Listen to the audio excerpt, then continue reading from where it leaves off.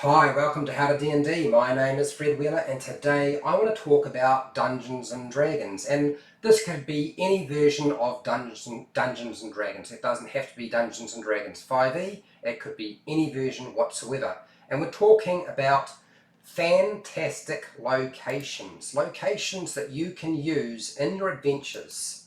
And I've already started off this whole process of fantastic locations by giving you a sample of what I plan to do in the future.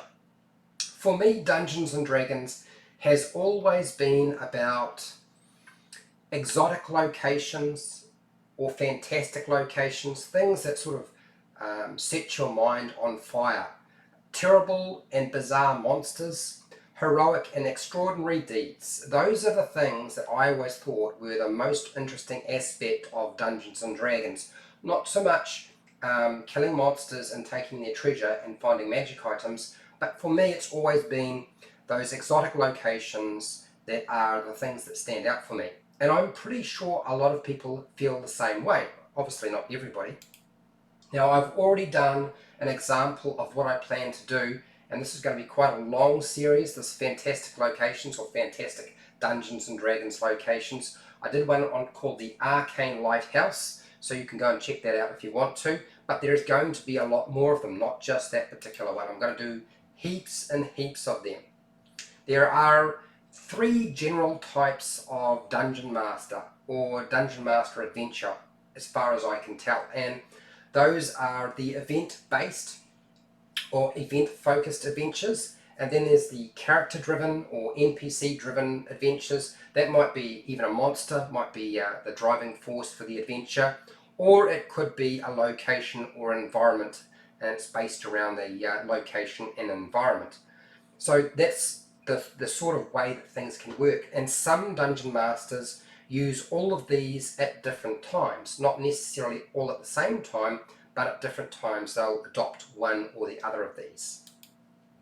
I am for sure a location-based Dungeon Master.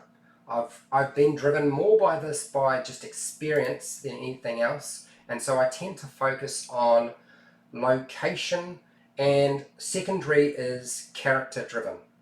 That doesn't mean that I don't run character-driven adventures, but I tend to find that's the secondary aspect to me when I'm creating my own adventures. Many of my own ideas are taken or modified from other people's art forms. And that could be anything from a movie, I love movies, I really do, books, comics, history. I do a lot of research on history. It's one of the things that I find quite interesting, except when my friend talks about it. I'm not going to talk about his name, but yes, when he talks about it, I'm not interested. But I do like it in small dollops. And also artwork. One of the strongest aspects to creating the adventures that I create are, I take a piece of artwork and I start with that. And then I'll build on top of that more images. Now that might be painting, that might be a drawing, that might be a watercolor, it might be a piece of sculpture, it might be an image that I've seen in the real world, anything like that. I'll pull those things out and I'll utilize them. And I find them probably one of the more interesting aspects to the entire game.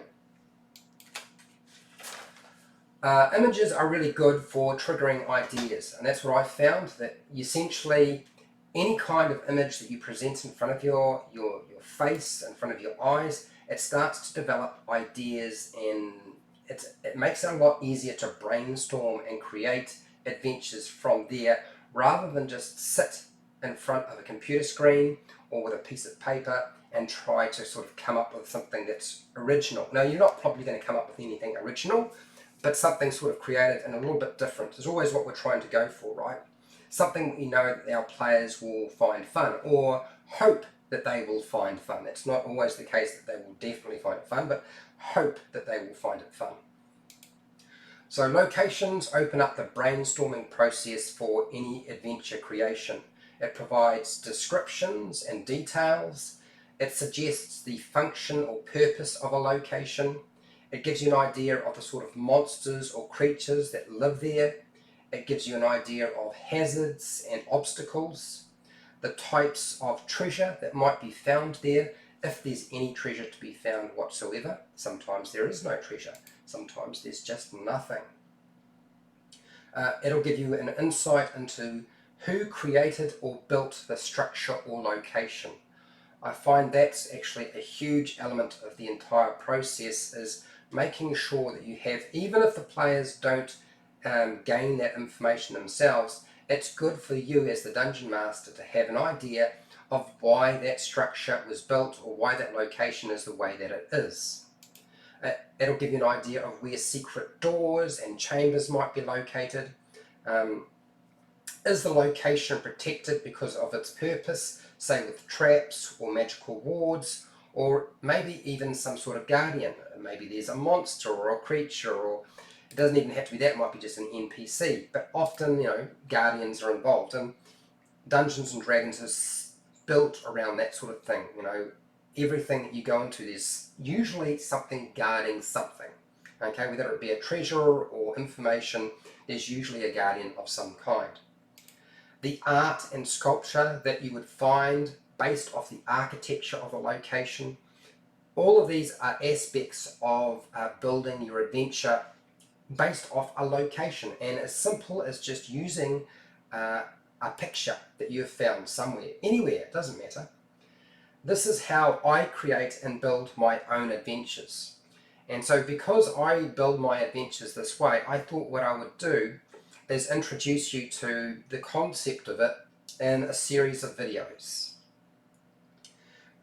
Sometimes I start with a location and then I populate it with monsters and NPCs, and sometimes I go the other way and I'll start with a monster and character. There might be an NPC or a character that I think is going to drive the story forward, and then I'll build the location around them, but it's almost always based off a picture in my head or a piece of artwork that I've seen, something that will help fuel my imagination.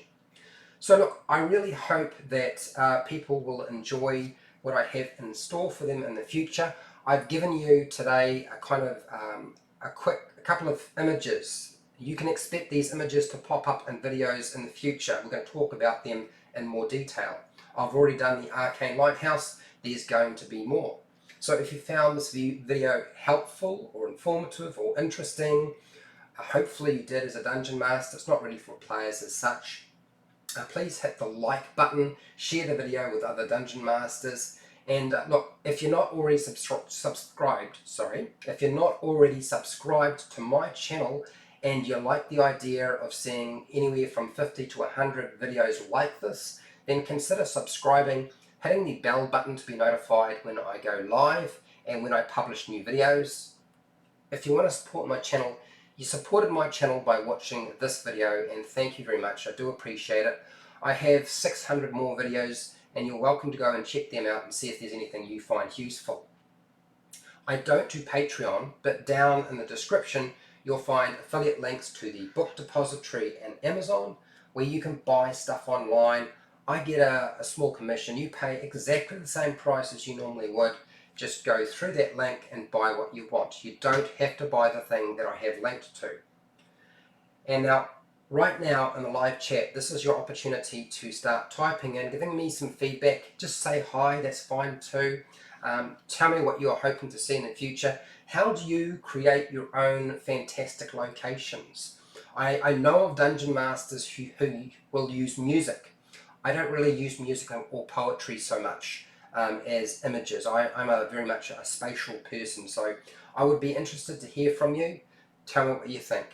Otherwise, if you're not part of the live stream, that is what the comment section's for. So type in the comment section, give me your feedback, let me know what you think, and hey, till next time, keep rolling those 20s.